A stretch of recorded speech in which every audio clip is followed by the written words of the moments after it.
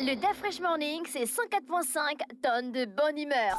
Tous les matins sur Urban FM. La meilleure radio de la capitale. La meilleure radio de la capitale. Sur les 104.5 Urban FM, la station Urban, on est avec Mosley. Mosley, bonjour. Rebonjour DaFresh. La politique nous emmène où? La politique nous amène pour parler aussi bien à la concertation politique qui s'est achevée le 23, mais également dans une activité de l'opposition, notamment du RPG, durant le week-end, tout en soulignant la note triste, je crois que vous en avez parlé depuis le matin, liée au décès du vénérable sénateur François Ngongon, qui était sénateur de la ville d'Oyem, sénateur élu, parce qu'il y a les sénateurs élus et les sénateurs nommés. Donc, ce qui sous-entend qu'il était également conseiller municipal, et beaucoup de personnes savent que Ngongon, c'est près de 40 ans dans la vie politique nationale, parce que déjà sous Omar Bongo, il avait été plusieurs fois ministre. Et puis, à l'arrivée du chef de l'État, Ali Bongo Ondimba, il a été nommé secrétaire général de la présidence de la République, poste duquel il a fait valoir ses droits à la retraite. Et par la suite, il avait été nommé par le chef d'État comme président du conseil d'administration de la CPPF, qui est la caisse de prestation des agents publics.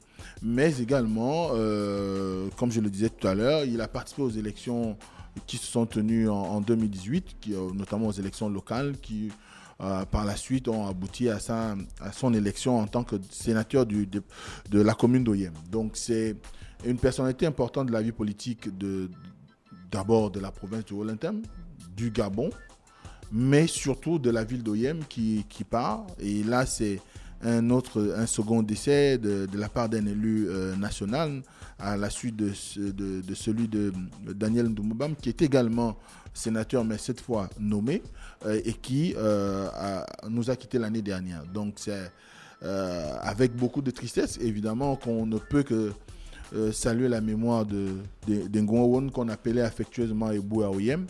Et je crois que c'est au moment où les PDGistes, ses camarades politiques, préparent l'éventualité d'une candidature d'Ali Bongo pour un troisième mandat à la tête de notre pays, c'est peut-être une perte pour eux, une perte très importante pour eux, un choc, et qui va peut-être, encore une fois, les amener à redoubler peut-être d'abnégation pour pouvoir trouver les stratégies nécessaires, parce que Ngongon, on a quand même été il faut le dire, un ami proche de ce qui ressort des discours et de ce qu'on entend ça et là, un ami proche du chef de l'État, d'ailleurs qui lui avait fait l'honneur de le recevoir l'année dernière, je crois au mois d'août.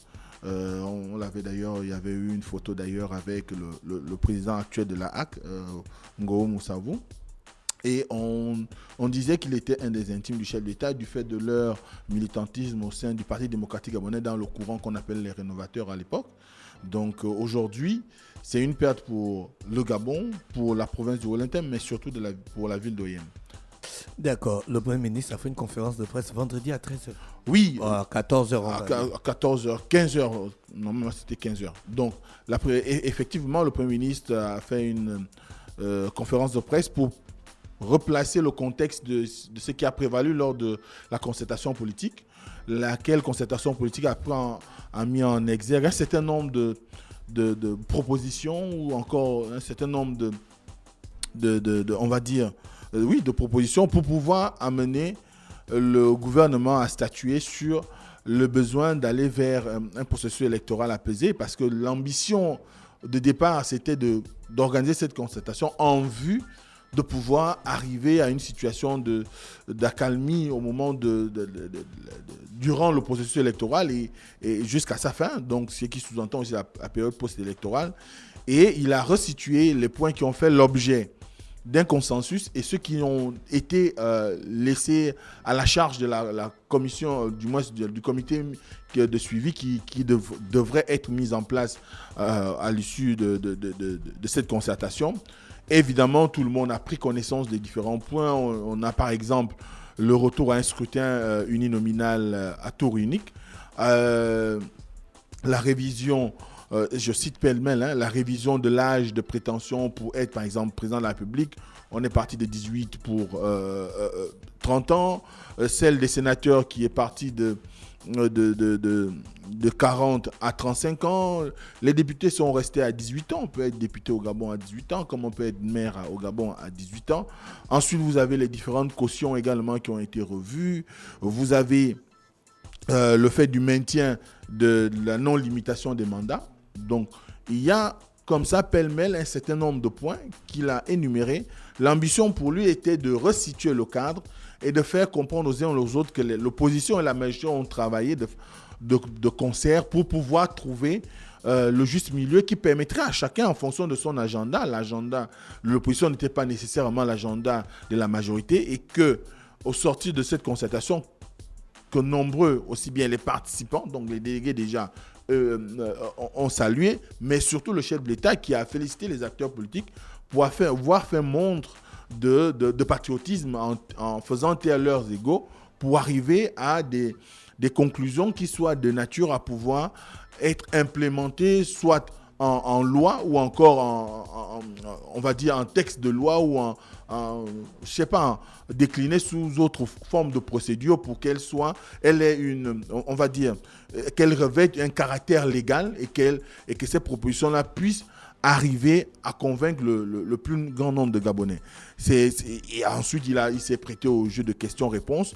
Et on voit très bien qu'aujourd'hui, il y a une ambition, celle de pouvoir amener les Gabonais à faire corps avec les conclusions de cette concertation, d'ailleurs qui est très décriée au niveau même de l'opposition, parce que beaucoup dans l'opposition trouvent d'ailleurs qu'il s'agit ici d'une escroquerie politique dans l'opposition, notamment si on parcourt la dernière sortie de M. Emmanuel Ntoutoumundong, qui est conseiller municipal pour le compte de l'Union nationale et qui est inspecteur général des finances, diplômé de l'École nationale d'administration de Paris, docteur en philosophie, qui a fait une tribune dans laquelle il dénonce le fait qu'on ait organisé cette mascarade. Pour lui, ça part d'un premier principe, de la concertation entre la majorité et l'opposition, présenter déjà l'idée qu'elle ne va pas faire jaillir beaucoup de solutions allant dans le sens de ce que souhaitait l'opposition, parce que l'opposition avait encore une fois rédigé un certain nombre de deux mémorandums, un mémorandum par l'Union nationale, un autre par Réagir, et ce mémorandum avait pour ambition du moins ils avaient pour ambition de donner le point de vue de l'opposition sur la démarche qui serait la sienne pour arriver à un apaisement au lendemain des scrutins qui sont prévus pour cette année 2023, qu'il s'agisse de la présidentielle, des élections locales ou législatives. Et à ce moment-là, il se trouve que quand on voit un tout petit peu les tours de passe-passe qui ont été mis en place durant cette concertation, selon ces derniers, eh ben, ça n'augurait rien d'assez important. Pour lui déjà, il faut savoir qu'il considère que l'opposition qui allait participer à cette rencontre politique, eh ben, c'est une opposition qui mérite aujourd'hui d'être, du moins on devrait requalifier les termes opposants ou opposition, parce que ceux qui y sont allés pour lui étaient peut-être dans un esprit de duplicité. C'est lui qui a la science infuse en termes d'opposition. Mais ce qui est sûr, c'est qu'aujourd'hui, il est peut-être le porte-voix de ce que pensent beaucoup. Qui l'a nommé? Il est conseiller municipal. Conseiller municipal pour être porte-voix de ceux qui pensent. Évidemment, quand on est conseiller municipal, on revêt quand même, on va dire, les voix des populations de sa circonscription. Donc il est représentatif. Si un conseiller municipal porte des voix de ses électeurs. Quels électeurs? Les électeurs de sa circonscription. Tout à fait, mais il ne peut pas être le porte-étendard de l'opposition, c'est trop fort. Qui vote le conseiller municipal? Ce sont les populations. Les populations. Ah bon? Oui. Ah, d'accord. Okay.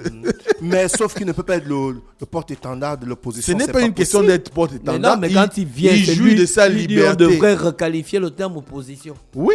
C'est lui qui lui a Mais nous sommes dans l'arène politique. Il a le droit de pouvoir manifester peut-être. Je n'ai pas dit qu'il n'avait pas le droit. Son mécontentement. Autant il a le droit de faire cette déclaration, autant j'ai le droit de me poser des questions. Oui. Voilà, je m'adresse à toi parce que c'est toi qui récoltes les informations politiques. Moi, ça j'ai une question. Non, S'il avait été nommé Elvis. C'est mon émission. Oui. C'est moi qui pose des C'est questions. arrivé là-bas. Oui, ça arrive là. C'est du trafic d'influence. Non, il n'y a pas le trafic d'influence. Oui, là. d'après. Ouais, donc, Oui. il disait quoi? Donc pour lui, c'est déjà à la base une escroquerie politique. D'ailleurs, il qualifie cela de tentative d'escroquerie politique la plus grossière de l'histoire du Gabon. Parce que dans son argumentation, j'ai parlé de la clarification qu'il faudrait aujourd'hui requalifier les termes d'opposition et d'opposants. Ensuite, il faut être en mesure de pouvoir lire la duplicité de ceux qui sont allés participer à cette concertation politique. D'ailleurs, c'est le grand grief qui est fait aujourd'hui au coprésident Davin Akouré, que beaucoup d'ailleurs estiment être la caution par rapport aux ennuis judiciaires du président de son parti, parce qu'il faut savoir que Davin Akouré Davin est président honorifique de son parti, mais le président, c'est Guy Zobandama. Donc, il y a par exemple des opposants qui disent qui serait aujourd'hui la caution par Quel rapport... opposant, Mosley? On peut citer... Il faut les citer. Moboun Meba qui en a parlé, qui qui est membre Lui, c'est qui il est membre de Réagir, il est hiérarque du parti Réagir. Vous Le avez... parti Réagir. C'est Oui. un nouveau parti. Mais Réagir, non, c'est un parti qui a à peu près 2 ans d'existence. Ils ne sont pas aussi vieux Dans que ça. nouveau parti. Mais c'est un des partis qui a rédigé les mémorandums, qui a mis la pression pour qu'on arrive peut-être... bon, À la concertation. pas la pression, mais qui a indiqué qu'il fallait qu'il y ait une rencontre qui permette de pouvoir... Et eux-mêmes, ils sont partis. Ils ont décliné, parce qu'au dernier moment, ils se sont retirés. Est-ce que c'est normal comme ça? C'est pas ça la question. La La question de savoir ce qui est normal, ce qui n'est pas normal, c'est la politique, frère. c'est pas ça la Voilà question. pourquoi on t'a dit depuis le début. Donc, Laisse. donc ils font une Pas proposition ton et ensuite, lorsque ça arrive, ils déclinent. Est-ce qu'ils n'ont pas l'habitude de faire ça, l'opposition gabonaise? Parce que c'est du jeu politique.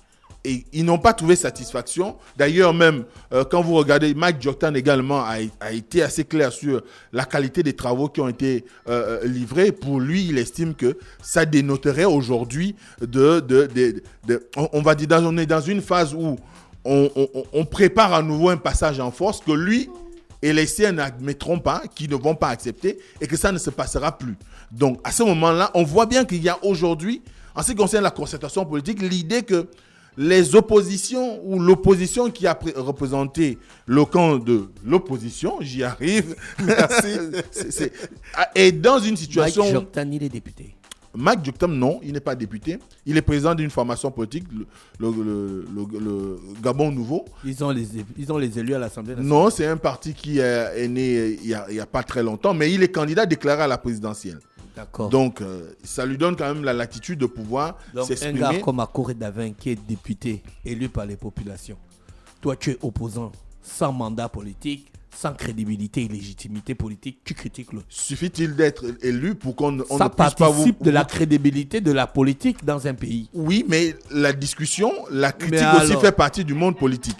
Maintenant, ce qu'il faut dire, c'est que au sortir de là, on se retrouve avec un certain nombre d'observations. Pour eux, ce qui a été mis en exergue pour l'agenda de la concertation politique ne rentrait pas en ligne de compte dans les aspirations de l'opposition, parce que l'opposition n'avait qu'un seul objectif. L'objectif était de pouvoir arriver à la transparence électorale. Or, Au Gabon, c'est de tout ce qui a les été... gens qui ne sont pas élus critiquent les gens qui sont élus. Les femmes qui ne sont pas mariées veulent donner des leçons aux femmes mariées. Les gens qui n'ont pas les enfants veulent faire des leçons d'éducation aux gens qui ont les enfants. Les gens qui ne font pas le sport veulent faire les tactiques des matchs de football. C'est terrible le pays là. Sinon, on n'est plus supporter. Un supporter, c'est quoi son droit? C'est quoi le droit du supporter? Oui, Mosley, donc pour conclure... Donc, si on continue, il faut savoir que pour lui, donc je reprends, je redonne le nom, Emmanuel Toutoumondong, pour lui, la situation qui est celle des conclusions de la concertation politique avec pour seule ambition de tailler à nouveau une constitution à la mesure de la seule personne d'Ali Bongo Ondimba, et que quand on regarde un tout petit peu, la majorité ne pouvait pas assumer seule de prétendre à une révision constitutionnelle sans y associer l'opposition pour que ça donne un semblant de légitimité ou de légalité, si tu veux, par rapport au fait que aujourd'hui, quand on regarde la situation qui est celle de l'état du pays, Ali Bongo n'aurait pas un bilan satisfaisant qui lui permettrait de pouvoir aller auprès des populations, le défendre et qu'ils soient en mesure de les affronter durant un scrutin à 2 tours, et qu'il a fallu qu'il y ait eu ce subterfuge je suis toujours dans ces propos, pour pouvoir présenter une sortie qui pourrait favoriser le candidat du PDG, peu importe de qui il s'agira, puisque le chef d'État ne s'est pas encore prononcé clairement sur son éventuelle candidature.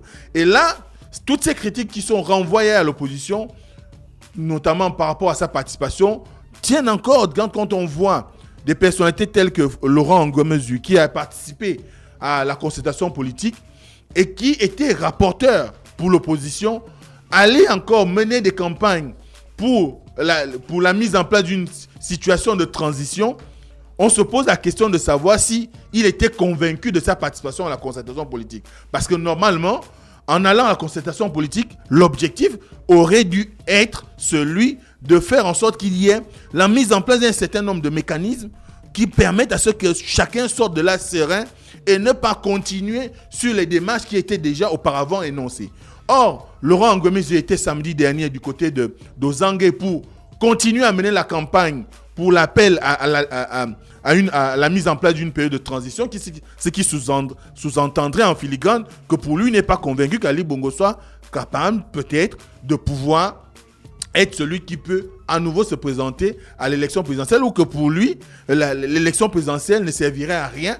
Donc, à ce moment-là, pourquoi être allé à la concertation si derrière, on a encore en esprit l'idée de pouvoir arriver à la transition? Donc, c'est toutes ces, comme tu dis, tous ces amalgames, toutes ces contradictions qui font que aujourd'hui, on a tendance à vouloir donner raison à ceux de l'opposition ou encore aux membres de la société civile qui critiquent les résultats ou les conclusions de la concertation politique, parce que les acteurs eux-mêmes qui y sont allés ne laissent pas entrevoir une once de sérieux, notamment du camp de l'opposition, parce que quand on voit comment, dans son discours de circonstance à la clôture de la concertation politique, Akouré Davin était presque en supplication pour exprimer le fait que la photo qu'il avait eu à prendre avec le chef de l'État au moment de l'ouverture a été interprétée comme étant une allégeance à la personne d'Ali Bongo Ondimba.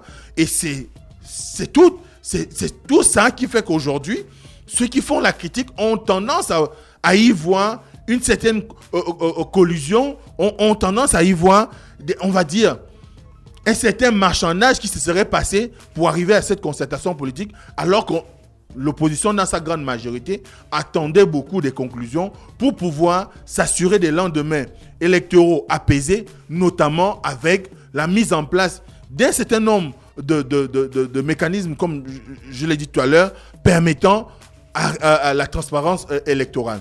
Or, ce ne fut pas, selon l'opposition, le cœur même des débats lors de la concertation politique. Merci Mosley qui est avec nous ce matin sur les 104.5 Urban FM, qui revenait sur les questions politiques autour de la concertation vue par l'opposition. Nous, on se retrouve demain lorsqu'il sera exactement 7h. Voici l'horoscope des auditeurs. Chers auditeurs, Le DAF Fresh Morning, c'est 104.5 tonnes de bonne humeur. Tous les matins sur Urban FM. La meilleure radio de la capitale. La meilleure radio de la capitale.